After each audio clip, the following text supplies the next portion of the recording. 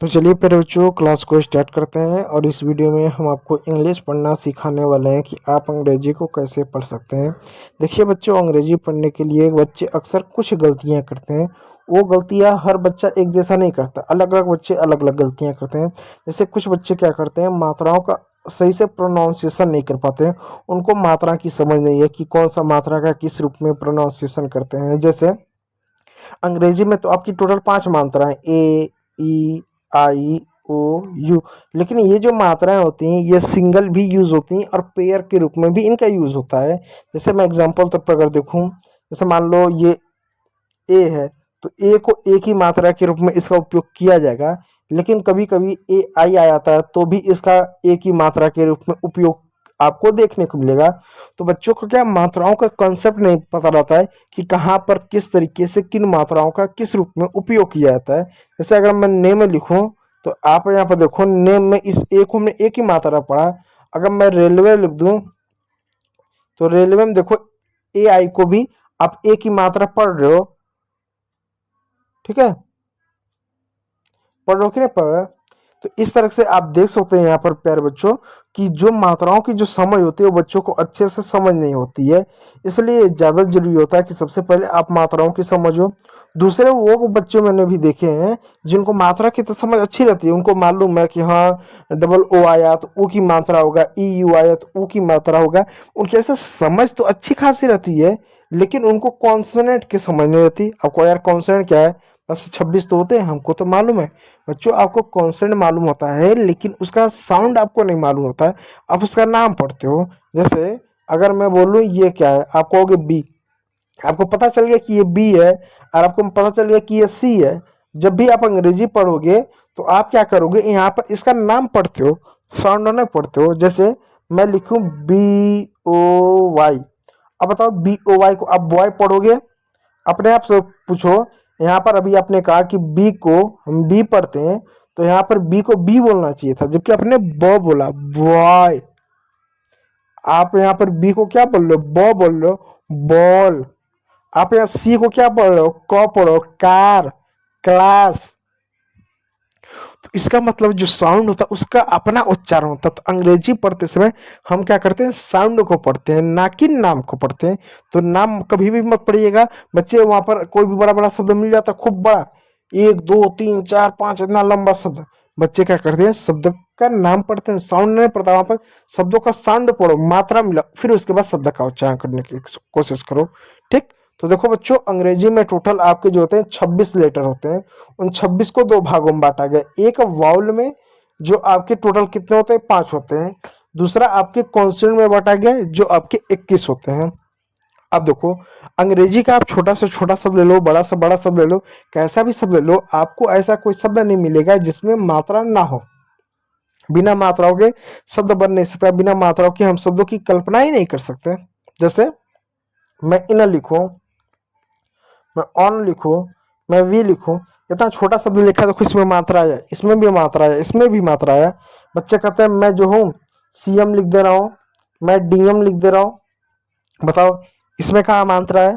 मैं कहूँगा बच्चों अभी मैंने क्या बताया, अंग्रेजी पढ़ते समय शब्द का नाम, अक्षर का नाम नहीं पढ़ते हैं। क्या पढ़ते हैं हम? वहाँ पर अक्षरों का साउंड पढ़ते हैं। सी का साउंड क्या होता है, क होता है। एम का साउंड क्या होता है, म होता है। तो सीएम को सीएम पढ़ते हो कि कम पढ़ते हो? सवाल है कम नहीं, सीएम पढ़ते हो। तो पढ़ा कहाँ आपने? जो अक्षर लिखा है उसी अक्षर को तो आपने पढ़ दिया। ये सी है, एम है, ये पी है, ये एम है, ये डी है, एम है। अंग्रेजी कहाँ पढ़ा?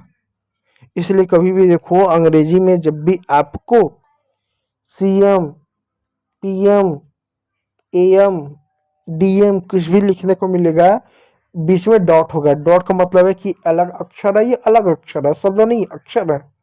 उनका अपना कुछ फुल फॉर्म होता होगा, वो अलग बात है। हमारे व्यवहारिक जीवन में उसका मतलब हम लोग समझते हैं। सीएम का मतलब क्या होता है, पीएम का मतलब क्या होता है, एएम का मतलब होता है सुबह वाला समय, रात 12 बजे से लेकर दोपहर 12 बजे तक रहता है, हमको मालूम है। लेकिन शब्द का नहीं होता है, उसका कोई अर्थ एक नहीं होता है। तो मतलब बिना मात्रा का शब्द नहीं बन सकता, शब्द की कल्पना ही नहीं कर सकते। इसलिए शब्द याद रखिएगा, शब्द के बिना, बिना मात्राओं के शब्द नहीं बन सकता, और बिना मात्राओं के शब्द नहीं पढ़ा जा सकता। अंग्रेजी के जितने भी शब्द पढ़ेंगे इसी आधार पर पढ़ेंगे। ठीक, अब एक चीज और बताता हूँ। देखो, अंग्रेजी में 5 मात्राएं होती हैं। जब मैं बच्चों को कहता है ये हमको 5 मात्रा पढ़नी है, तो बच्चे अक्सर सवाल उठाते हैं। हिंदी में 13 मात्रा होती है, अ आ इ उ ए आई ओ औ अं अ, 13 मात्रा होती है। अंग्रेजी में इन 5 मात्राओं से क्या हम पढ़ लेंगे? देखो बच्चों, कहने को तो ये सिर्फ 5 मात्राएं होते हैं, लेकिन इन 5 मात्राओं का जो सिंगल सिंगल जो 5 मात्रा होता है, सबका 4 से 5 उच्चारण होता है। जैसे ए है, इस ए का सिंगल मात्रा का 4 से 5 उच्चारण होता है। कैसे उच्चारण होता है? इस ए को अ की मात्रा के रूप में पढ़ते हैं, आ की मात्रा के रूप में भी पढ़ते हैं, ए की मात्रा के रूप में पढ़ते हैं, ए की मात्रा और अ की मात्रा। चलिए मैं आपको कुछ एग्जाम्पल देता हूँ। मैं लिखूँ अबाउट, ABOUT।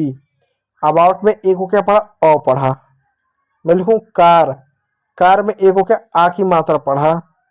मैं लिखूँ नेम, नेम ऐसे लिख दो। नेम में इस ए को क्या? ए की मात्रा पढ़ा। आपने पढ़ा क्या? ये ए की मात्रा ए हो गया, मैं माफी चाहूंगा। नेम। मैं लिखूं कैट, कैट में ए को ए की मात्रा पढ़ा, कैट, ऐसा होता है ना कैट। और मैं लिखूं बॉल, तो बॉल में ए को ओ की मात्रा पढ़ा, बॉल। तो इसका मतलब है प्यारे बच्चों, यहाँ पर अंग्रेजी के जो आपके जो शब्द देखने को मिल रहे हैं, क्या देखने को मिल रहा है? अंग्रेजी का जो ए की मात्रा है तो सिंगल मात्रा, लेकिन उच्चारण 5 तरीके से हो रहा है। तो सवाल ये होता है कि ए को कब अ पढ़ें, कब आ पढ़ें, कब ए पढ़ें, कब आए पढ़ें। हम ये कैसे जाने कि इस ए को हमको जो है ए की मात्रा पढ़ना है कि ओ की मात्रा पढ़ना है? हम कैसे जाने? इसको कॉल पढ़ेंगे, बॉल पढ़ेंगे, या हम उसको name, date, lake, cake, make, hit पढ़ेंगे? नियम होता है, उस नियम को बताता हूँ। देखो नियम क्या है। मैं पेन का कलर अच्छा सा चेंज कर लूँ ताकि आपको पढ़ने में आसानी हो। नियम नंबर 1, जब अंग्रेजी में दो कॉन्सोनेंट के बीच में ए आता है, कॉन्सोनेंट मालूम है, एक कॉन्सोनेंट एक कॉन्सोनेंट, बीच में ए आए तो ए को ए की मात्रा पढ़ोगे। अब तो समझ में आया कि ए को ए पढ़ेंगे, ठीक है। कॉन्सोनेंट कॉन्सोनेंट को क्या करेंगे? उसका साउंड पढ़ेंगे। चलिए देखते हैं। जैसे एक शब्द है CAT, क्या सी कॉन्सोनेंट है? हाँ कॉन्सोनेंट। क्या टी कॉन्सोनेंट है? हाँ कॉन्सोनेंट। दोनों व्यंजक? हाँ व्यंजक। ए को क्या पढ़ देंगे? ए पढ़ेंगे। क्यों? नियम है, बस नियम है तो सवाल नहीं उठाएंगे। क्यों? ऐसा नियम है। नियम कैसा है कि कढ़ाई रखो, उसमें तेल डालो, फिर सब्जी डालो। नियम नहीं ना कि सब्जी डालने के बाद जब पक जाए उसके बाद तेल डाल दो, ऐसा तो कोई करता नहीं है। ठीक, तो सी का साउंड क्या होगा? क होगा, क लिख दो। टी का साउंड क्या होगा? ट लिख दो। अब कोई आया तो कट हो गया। अभी ए बचा है ना, तो ए की मात्रा लिख दो। ए की मात्रा किस पे लिखेंगे? सी के बाद ए है तो क पर मात्रा लग गया, तो ए की मात्रा लग गया, हो गया कैट। उसी प्रकार एक और शब्द है MAN। एम का साउंड म होता है, ए का साउंड ए होगा, एन का साउंड न होगा, हो गया मैन। मैन मीन्स होता है आदमी। उसी प्रकार एक और शब्द है FAN। एफ का साउंड क्या होता है? एफ का साउंड फ होता है। एन का साउंड क्या होता है? बताओ कमेंट बॉक्स में। एन होता है। ए का साउंड क्या होता है? ए होता है, ए की मात्रा, हो गया फैन। फैन मीन्स होता है पंखा। आपके अंग्रेजी के बाकी शब्द ऐसे होंगे, जैसे mat, hat, rat, sat, cat, chat, fat, vat, bat, सारे शब्द होंगे ऐसे। ठीक है, चलिए रूल नंबर 2 पे चलते हैं। वर्ड, जब अंग्रेजी के किसी वर्ड में ए आए, ए के बाद कॉन्सोनेंट, कॉन्सोनेंट ई आए, तो वहां पर ई का उच्चारण नहीं होता है। ए को क्या पढ़ेंगे? ए को ए की मात्रा पढ़ेंगे। कैसे? जैसे NAME, एन को क्या पढ़ेंगे? नौ पढ़ेंगे। ए को क्या? ए की मात्रा पढ़ेंगे। एम को क्या? म पढ़ेंगे। हो गया नेम। ई क्या? ई साइलेंट होगा। ठीक है मेरे बच्चों, नेम। अब देखो नहीं समझ में आएगा, मैं एक और शब्द लिखता हूँ। देखो DATE। डी का साउंड पहले क्या होगा? डी का साउंड ड लिख दो। डी खत्म हो गया, डी से कुछ लेना देना नहीं है। ए है, हाँ ए है। ए के बाद क्या कॉन्सोनेंट है? हाँ कॉन्सोनेंट। कॉन्सोनेंट के बाद ई भी होना चाहिए। क्या ई है? ई है। इसका मतलब ए को यहाँ पर ए की मात्रा पढ़ेंगे, ए की मात्रा पढ़ेंगे। ए भी खत्म हो गया। ठीक, टी का साउंड क्या होता है? टी का साउंड ट होता है, ट लिख दिया। टी भी खत्म हो गया, बच गया ई। किसी भी शब्द के अंत में ई होता है तो ई को नहीं पढ़ते, ई को नहीं लिखते। हिंदी में, ठीक है। हो गया डेट, बस खत्म। उसी प्रकार देखो यहाँ पे और शब्द है, डेट है, ये हो गया, एट हो गया, हेट हो गया, hate, bake, late, state, fate, rate, make आदि शब्द होगा। तो उम्मीद करूंगा वीडियो अच्छा लगा, यदि अच्छा लगा तो लाइक कीजिए, चैनल पर तो सब्सक्राइब जरूर कीजिए। वीडियो को देखने के लिए बहुत बहुत धन्यवाद।